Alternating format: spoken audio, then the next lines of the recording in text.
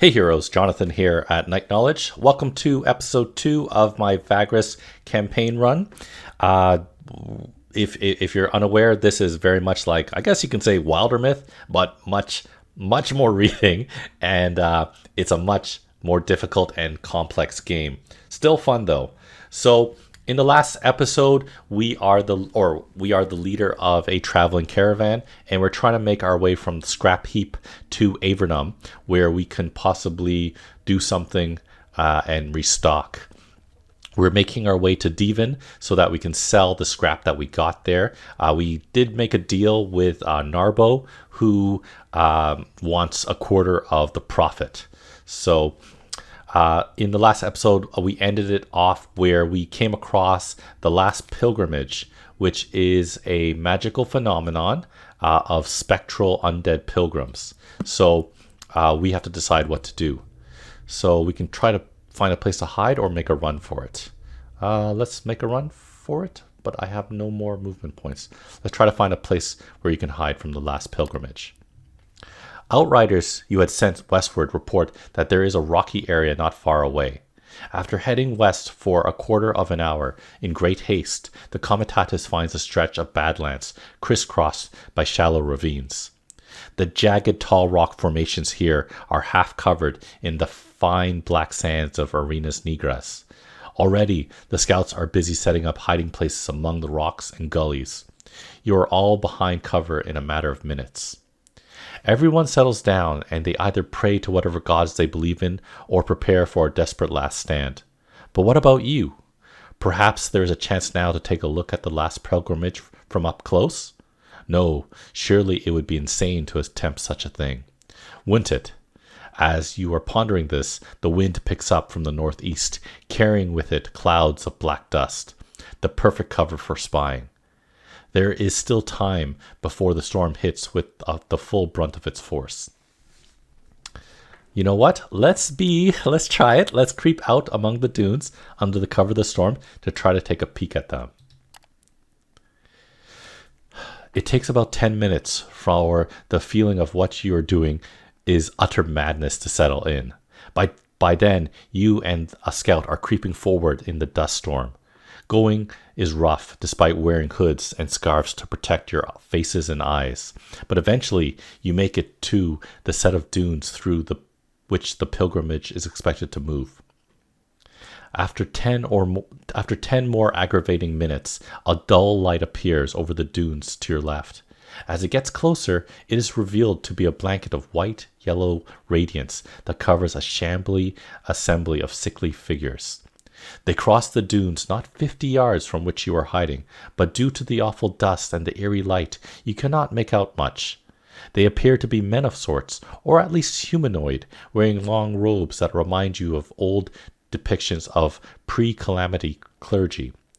Some of them lean on staves. A faint chanting is on the wind, and both of you are struck by the weird sensation as if someone walked over your grave. Strange images infringe upon your peripheral vision, elusive and unformed. The otherworldly congregation passes in what feels like hours and takes the dust storm with them. You walk back to the rest of your people warily. Some people talk of strange images passing before their eyes, much like waking dreams, while the pilgrimage was close by. The Comitatus digs itself out of the black sand and dirt ponderously. You are ready to depart in half an hour. Most of your comas are hushed and keep a wary eye on the horizon and on you for days to come. Okay, so that decreased our morale and movement. Ooh, okay, that wasn't maybe not the greatest idea. So what are we going to do? We are going to keep doing the same thing. I wonder if we should do this. We're going to regain some vigor, and we are going to discipline one of our slaves so that we get obedience back. There. Let's try it. End day. Nothing seems to happen. Okay, good. Okay, let's go 9 more spots. 1, 2, 3. And we'll take camp again. And this time we will post guards. Let's see. So if we're well rested, we get a bonus to defense and max march. I think we're okay right now. Then, I guess we're going to go, let's see. Let's go here. So this is the, okay. The Comitatus climbs the last black dune and comes to a halt on your mark. Standing on one of the carts, you spy the horizon carefully before hopping down and convening with your most trusted. Ahead looms the Voiceless Lake, a place of deathly quiet and utter peril. The lava flow of this particular tendril of the molten tongue cools down here before a tough shell of dark rock covered by steaming water. Yet the shell is not solid enough in places. It can crack in the blink of an eye and open under one's foot, leading to a sudden, scalding death. There are ways to guess where it's safe to cross, but it has to be done slowly and attentively. Your scouts know their way around here, but because the lava changes constantly beneath the shell, they have to rely on finding a new way around each time. The lake is voiceless because everyone has to keep completely quiet. That way, one might hear the shifting lava and the cracking shell just in time to avoid disaster. Your lieutenants agree that crossing over to the far side of the shell is still better than going around and into the arenas negras, however. Especially after coming so close to the last pilgrimage a few days ago, nobody in their right mind would go near the damn place, and so you're stuck with the plateau surrounding the Voiceless Lake. So we can use our resourcefulness to increase our chance, but I'm not going to do that. It's already pretty high. The Comitatus attempts to cross to the other side. Success. Going step by step, listening carefully to any telltale sounds while sweating profusely, every member of the Comitatus managed to make it through. After hours that felt like days, you turn away from the accursed lake and head southwards. The crew becomes animated as you leave the perilous plateau behind, even joking among themselves about the constipated silence back there. We got morale back. Okay. So we still got 4 points. Let's move here, I guess. Just as we were about to leave that damnable lake behind, we heard it. An abominable shriek pierced the air and made us gasp. It came from behind some hills nearby, coupled with the ruckus of battle. The armed women and men, the Comitatus, looked at their Vagrus questioningly. Okay. Scouts come running towards the cart line as you're about to enter the Badlands south of the lake and hear what could only be described as a paralyzing howl accompanied by unmistakable sounds of battle. There's a battle going on, Vagrus, just beyond yonder hills. The scout points southeast. Some armed folk are being attacked by bloody undead. A murmur washes over the crew, and many of them ready their weapons, not to give aid to fellow travelers in dire need is believed to attract dire peril on yourself. Besides, it would be better to fight undead together than alone if it comes to that. The tension is rising with each passing moment, with everyone watching you, waiting for you to give the order. So we can rush in, approach carefully, have the scout tell you exactly what you saw, ask Javek to use his abilities, or order your crew to stand down. Well, like it says, we don't want to bring ourselves peril ourselves, so let's rush in.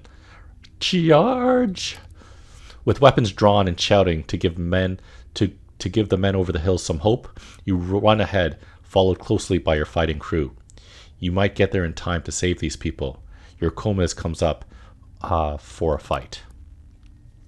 You clamber over the next few hills and look down upon the site of a brutal melee. Bodies are strewn across the field. Most of them are mutilated, undead, but some are mangled and burnt humans in dark clothes. Another such man, a robed priest with shaven head, falls to the ground after flying a half-dozen yards following a bone-crunching hit from a looming white giant. The creature looks like being made up of several bodies, fused by some combination of natural disaster and twisted magic. The rest of the shamblers look like they're smoldering. The great white abomination engages the last 2 men standing, a white-faced, lightly armored enforcer with a shield, and a tall man in elaborate black armor wielding a great sword. Both of them look the worse for wear. There's no time to lose. You and yours rush to the aid of the 2 men.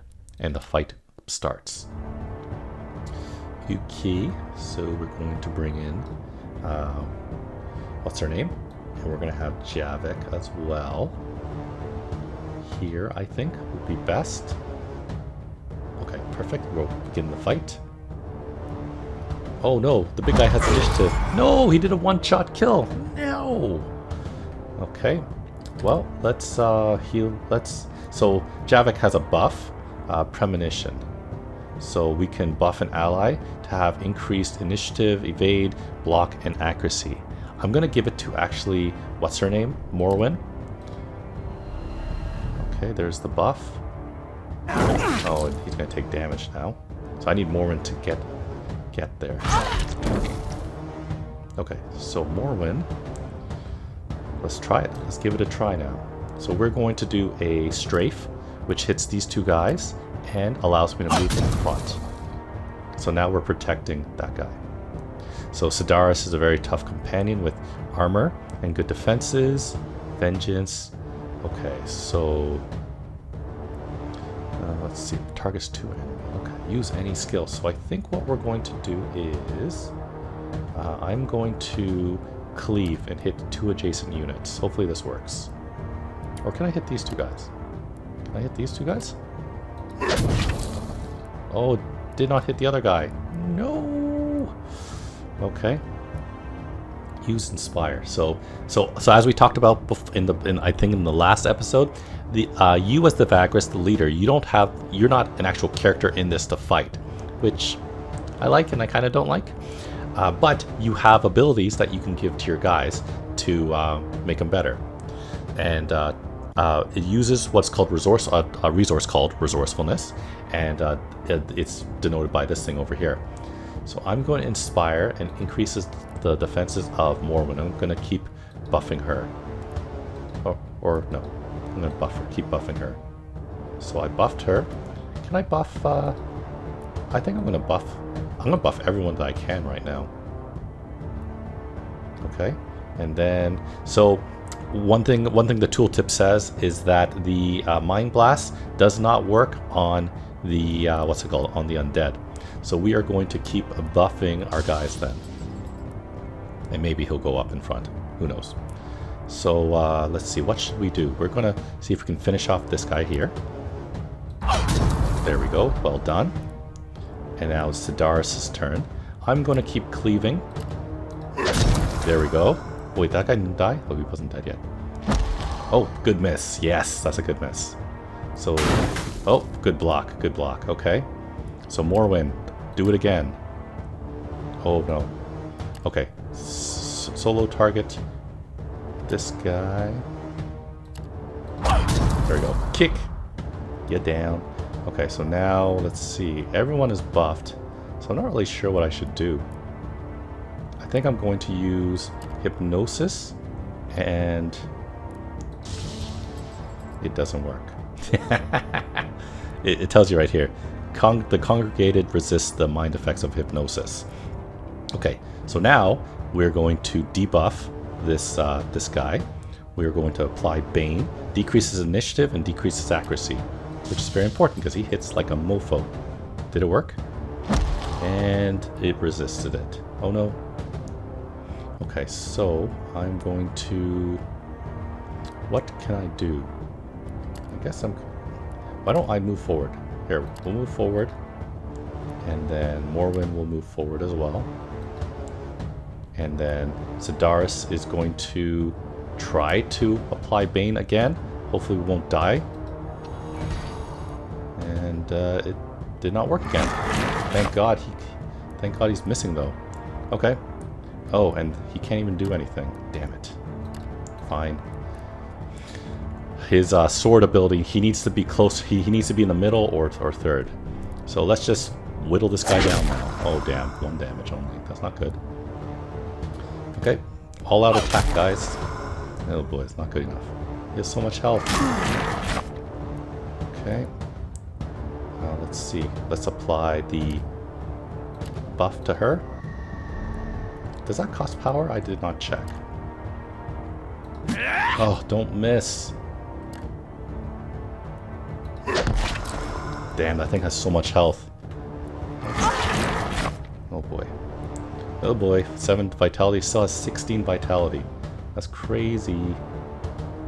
How much vitality you have? 6? Oh, that's not good enough either. Let's see. Let's, does this cost power? It does cost power. So these guys are running out of power. There we go. Buff them up. And, how long does this last for?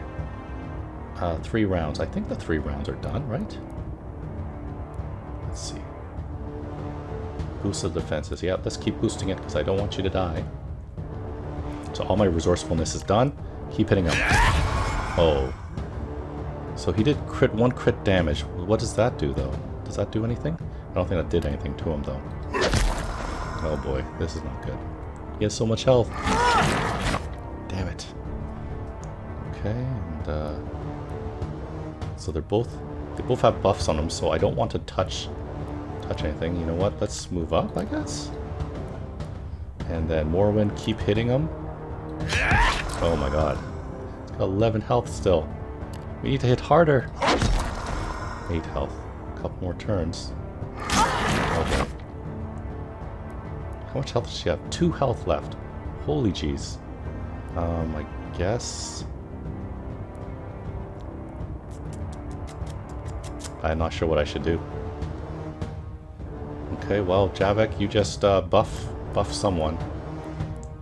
Buff her again, I guess. Okay, and you keep hitting for 1 frickin' damage. Oh my god, we're gonna die. No, no. Oh, evade and block, thank god. Let's see. I guess you can try to move here. How much health do you have? You only have 2 health. No. I don't want to do anything. Come on, Sedaris. Do a 4 damage hit. Or do a 2 damage hit. And now he's going to hit both. Oh no. And it didn't even matter. Boy, this is such a tough game. Okay, Sedaris, it's all up to you. We either win or we die. There, we did it. Holy moly. That's frustrating. Frustrating. Okay. It's over. The undead finally stops moving, their bodies lying mutilated all around the hills. The large abomination was hacked to pieces and is now a jumbled pile of ash and petrified bones. Some of your crew also got torn up. There are several wounded and 1 dead. The man in the black armor is the only one of his company who survived the battle. He is sitting on a rock nearby, covered in ash from hacking the abomination, drinking ponderously from a water skin while he is observing the battlefield.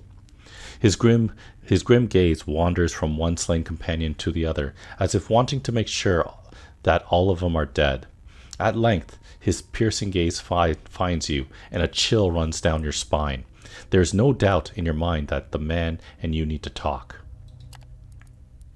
You walk up to the man and offer him your hand. He looks you up and down in a fashion that suggests mild contempt.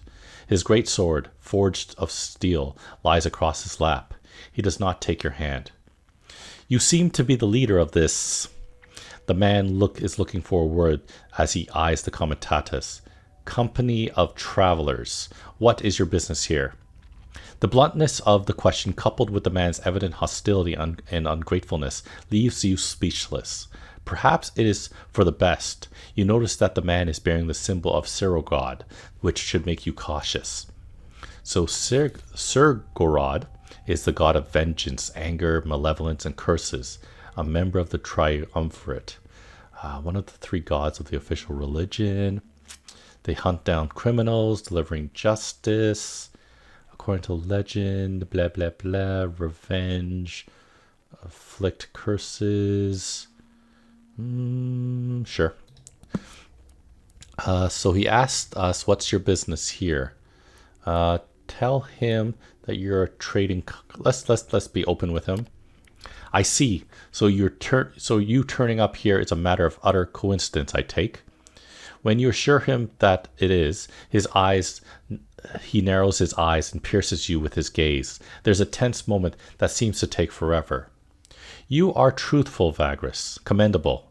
The man rises from the rock. He towers over you now, and it dawns on you that the war gear he carries makes him either a very rich or very powerful person in the metal-starved world, or both.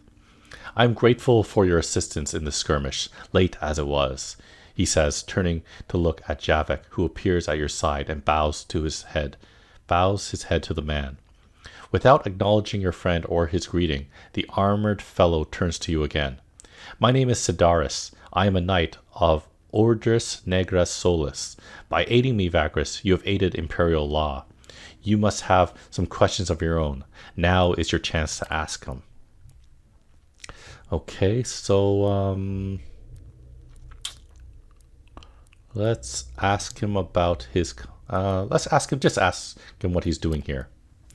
I and my companions came here in search of enemies of the Empire to smoke them out of their hideout here in the wilds. It was supposed to be the last glorious battle, concluding a long investigation that took months.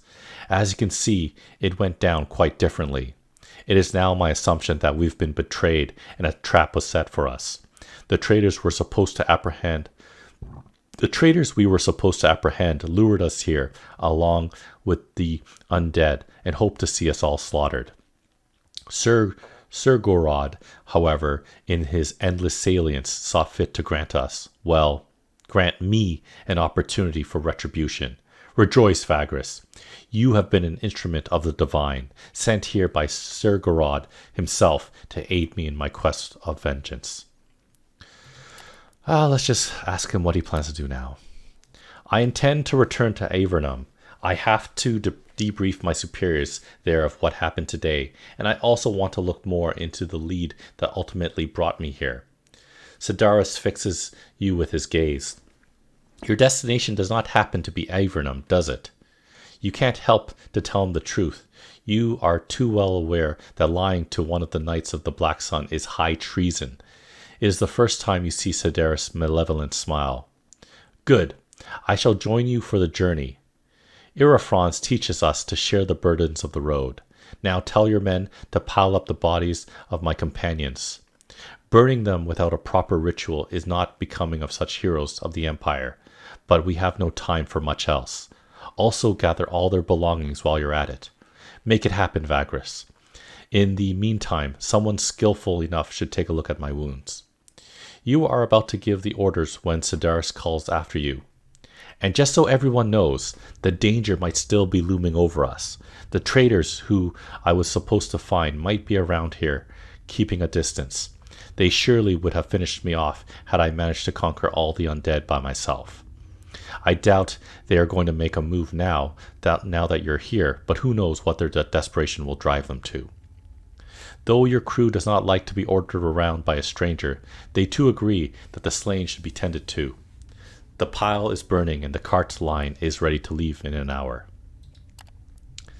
As the Comitatus is crossing the Badlands, you climb on the cart where the resting Sedaris is sitting in the back. You can see that he is holding something small in his hands and is observing it attentively. This is a fetish charm, one that the kindly sisters and the disciples of As school used to attract the reanimated dead. The knight tosses you a small bone charm, complete with arcane writings in black ink and some teeth they attached to the centerpiece. I disabled it, do not worry. These filthy traitors may have used a stolen charm to ensnare my contingent, but I'm still anointed in the faith of Axul, and I swear they will suffer for this atrocity. You give the charm back to the knight. There's a matter of my belongings of my fallen comrades. I expect you to hold on to them until we reach Avernum. We'll discuss them there. You nod and turn toward the horizon. Whether you like it or not, you are bound to the knight for the next few days to come.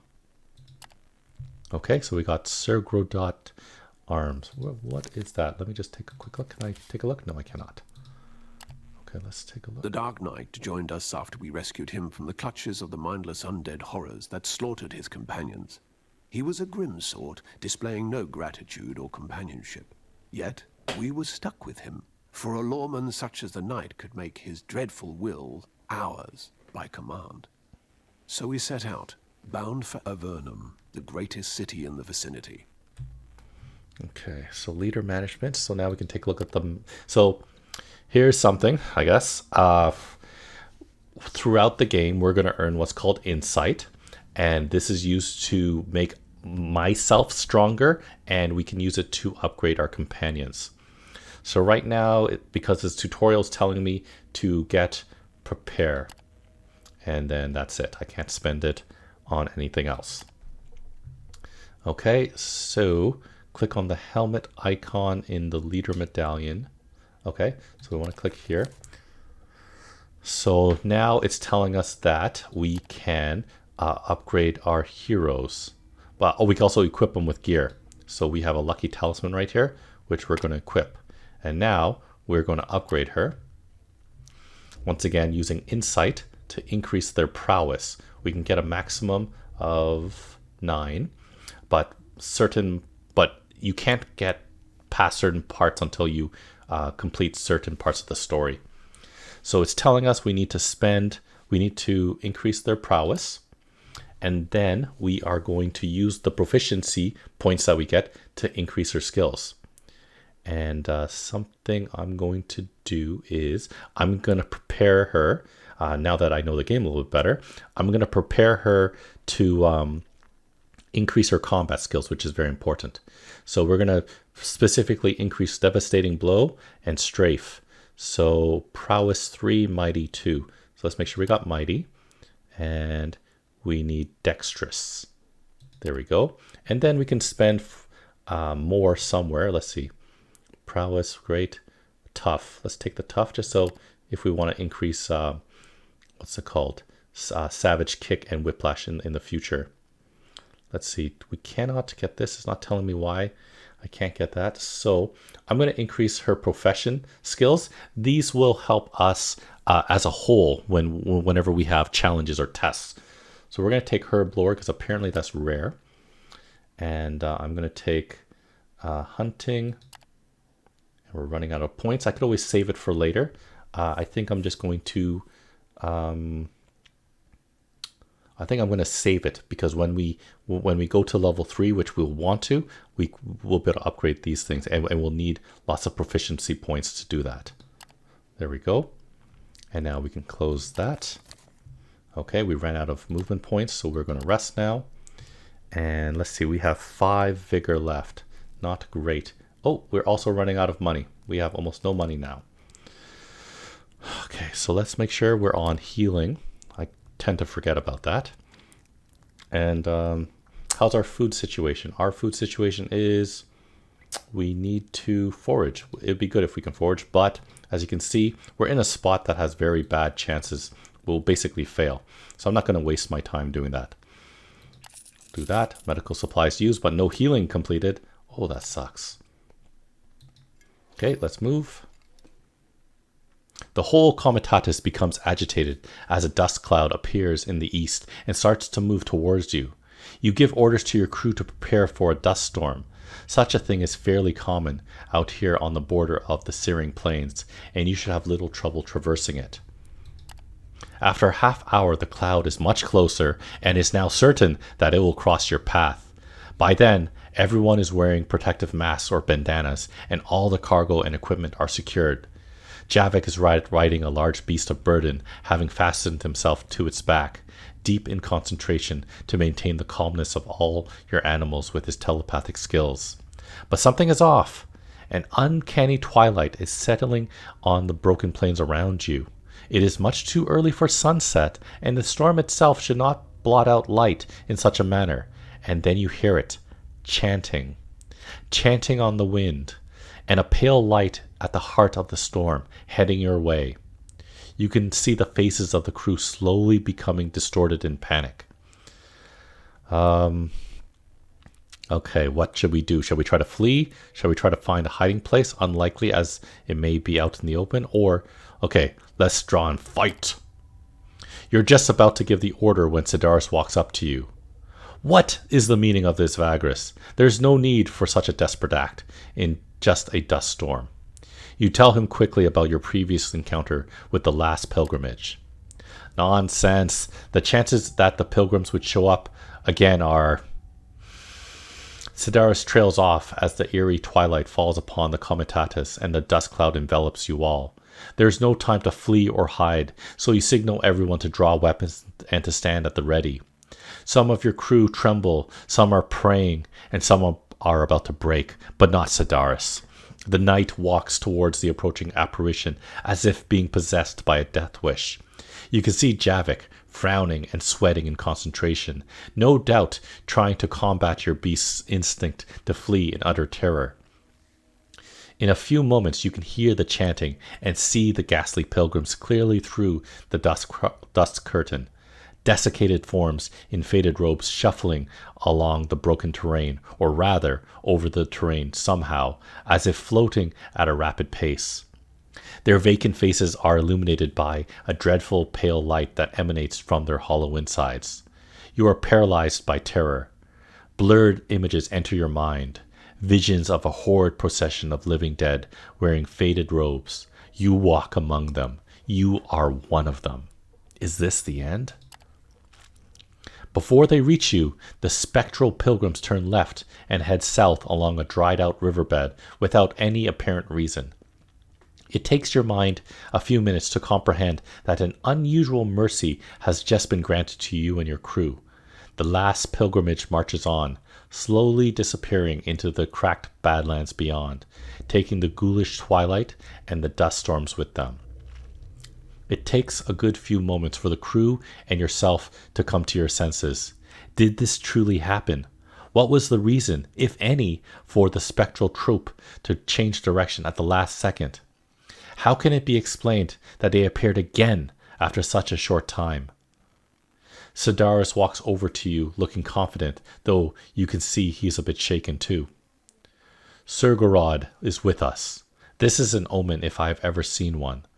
My destiny for retribution against the enemies of the Empire must be the reason why these horrors let us be.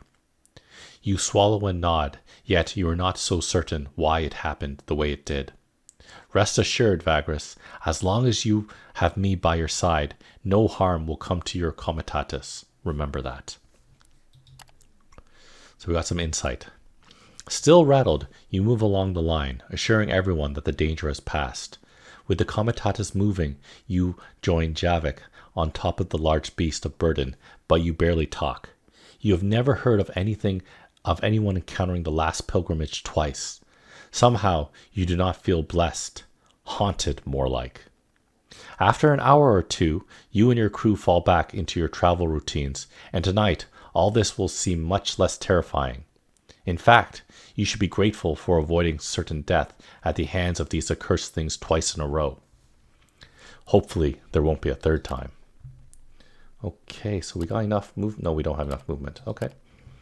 So, I am going to... Oh no, we don't lose vigor.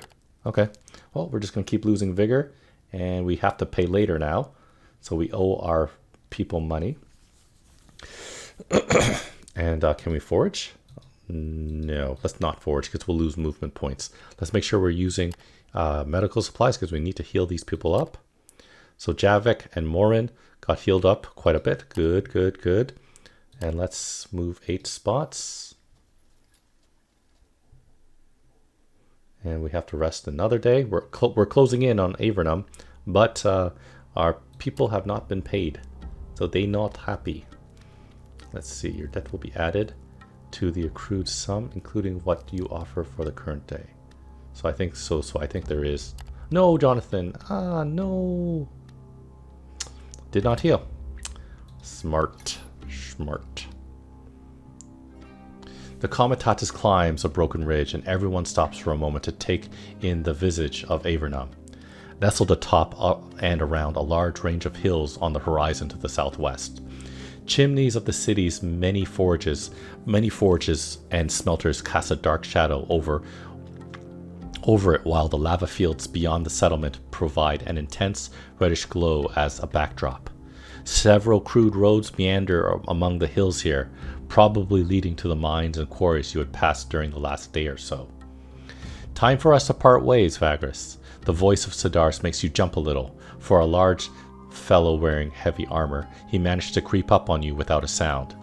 He's standing beside you, gazing at the horizon. I have to make my way into the city alone. My reasons are my own, but before I go, I have a proposition for you.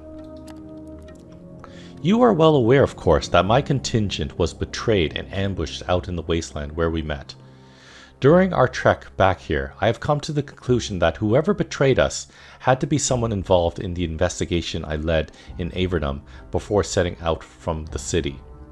Even though I have some ideas of where to start looking for traitors, the implications of this despicable betrayal are too severe to attempt to meet it head on. I require secrecy and guile. Most of my remaining allies in the city are too easy to track or recognize, and those responsible could easily make evidence disappear if I am revealed to be alive. Someone has to provide that guile for us. After a short pause, he looks you in the eye. What I mean to say to you, your friend, the mage, and the rest of your crew could be vital in finding the culprits and bringing them to justice. The Empire needs your help, Vagrus. So let's see what options we have. Ask him what exactly the betrayal implies. Ask him what the kind of assistance he requires. Ask him about the investigation. Agree to help him. Agree to help him for price, or refuse him. Well, we're not refusing this guy. Let's see. We agree to help him for the Empire or for gaining powerful friends. Let's do that. Sedaris seems somewhat surprised, perhaps disappointed even, for a brief moment. Then he flashes what passes for a smile on him. Very well, I was indeed nurturing the hope that you'd be willing to aid the Empire in this perilous predicament. We will struggle side by side, just like we did near the Voiceless Lake, Vagrus. And I can assure you, the Order of the Black Sun does not forget loyalty and dedication to the Empire. He slaps you on the shoulder. Now, let us part ways and follow my plan. The plan for now is to make our way into Avernum separately, so that you won't be associated with me at all. Rest assured that although they do not expect my return, the traitors would be informed that at once had I turned up at the city gates, so I have to find an alternate way in. I will send for you once I'm settled in. Someone trustworthy shall appear and guide you to my hideout. We'll talk about your tasks there. You ask him about the belongings of his former comrades. The knight frowns. That might complicate matters somewhat. He looks thoughtful. Take their holy symbols to the temple of Gorod quietly. You can get rid of the weapons as you see fit, but I forbid selling them at the market. It would draw too much attention to you, and we do not want that for now. Sedaris pierces you with his gaze. I sincerely hope I can trust you with this, Vagrus. Woe betide you if you do not comply. With that, he takes leave of you, and he waits as you signal the comitatus to move. Okay, so we got to remember, take the holy symbols to the temple of Gorod, and we can get rid of the weapons, but we can't sell them. Okay, so maybe melt them. A quarter of an hour later, Sedaris is the only speck on the horizon, and you're rapidly approaching Avernum. Okay, so he's removed. Dark omens. Ominous apparitions of an otherworldly covenant of spectres. A grim night out for vengeance. Time and coin running out slowly. Yet against all odds, we journeyed to the city of Avernum on the Smoulderbone Flats. A place bustling with travelers, merchants, and lowlifes. It was supposed to be a short stop on our way east, but we got more than we bargained for. Okay, so we are going to... We can actually go into the city. Let's go into the city since we actually somehow have movement points. And we'll enter Avernum. So we are going to actually end the episode right here. Thank you so much for joining me today. Check out the rest of my channel for other videos on Vagrus, video games, board games, and other fun things. Thanks for watching, and I'll see you next time.